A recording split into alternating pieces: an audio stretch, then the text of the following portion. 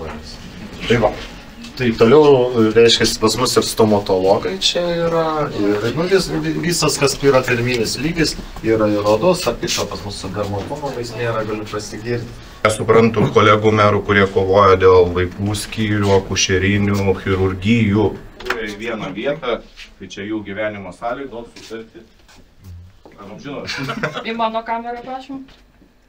Dabar galima pareiti mūsų slauga. Slauga yra 46 iš 3 paliatyvios. Vieną kitą rankas išvėrėti. Slauga susitvarkėm 12 maždaug metais, to neišgyvens. Vienu žodžiu, nuolatinis toks iššūkis.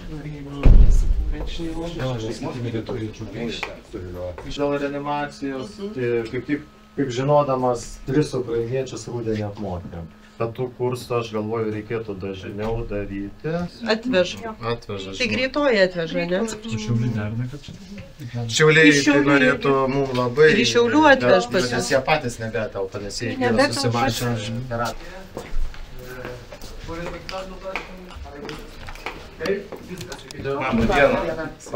Kaip įrengtos patalpos, tikrai džiaugiamės, kad galim kaip vaikų bus įrengtos mokymo patalpos.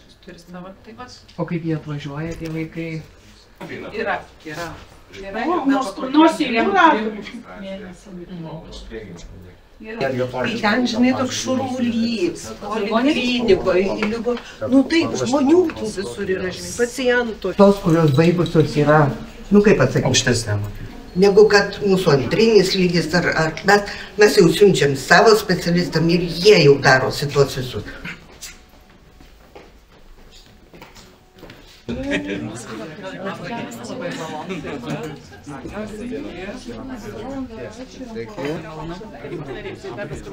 Sveiki, taip pat labai diena. Malonu. Labai malonu. Nes buvo, anksčiau, sakykime, viskas žiūrima tik į didžiųjų ligoninių. Mes nesakom, kad didžiosios ligoninės blogai, bet tikrai buvo regionam tas kažkaip dėmesys buvo sulenkęs.